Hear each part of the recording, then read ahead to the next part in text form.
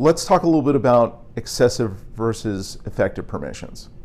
I'm making an analogy here. So in the same way that there was a first generation of CSPM that looked for very basic misconfigurations in the cloud, for this cloud infrastructure and entitlements management space that's really starting to take off, the first generation of CIEM, is excessive permissions. Because if you're only looking at the past to understand where you need to be today, it's like driving by looking in the rear view mirror.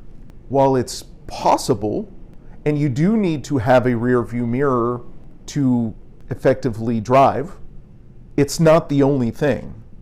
And so excessive permissions only get you so far. And again, it proliferates identities. If you really go down that path, it can actually create additional problems.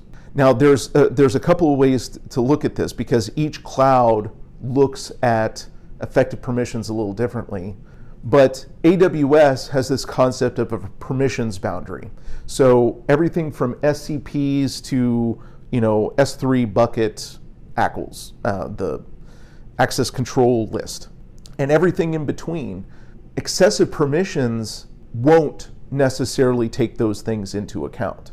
If something's directly attached and it's not using it, yes, you can remove it. But in Azure, in Active Directory, there's this concept of nested groups, where a group can present permissions to an identity, a service principal or a human. And in both of those cases, if you have a human user that's able to read a bucket or is able to have read-only access to some sort of database service, and they haven't used it in 30, 60, 90 days, whatever, and you take away the reader role, the logic goes that that person should no longer be able to read those things. But because of inherited permissions through roles, through groups, through managed policies and things like that, there's an inheritance that happens that excessive permissions can't see. And it's not easy to find. Just because the clouds are good at creating permissions doesn't mean they're good at being able to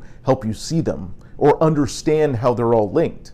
So where effective permissions comes in is being able to analyze those toxic combinations of how that inheritance works, so that that user may still end up being able to read the thing that you took away the permission for, because they're inheriting it from somewhere else. And the depth of inheritance can get really complex and really complicated. So having a platform like Sonrai, where that is innate and built in to the understanding of everything that we do, it really makes the power of effective permissions much easier to include in how your organization secures your business. And it's hard to underscore that, and it feels very nuanced, but effective permissions is like a superpower that allows you to understand what is happening inside your organization in a way that excessive permissions could never conceptualize.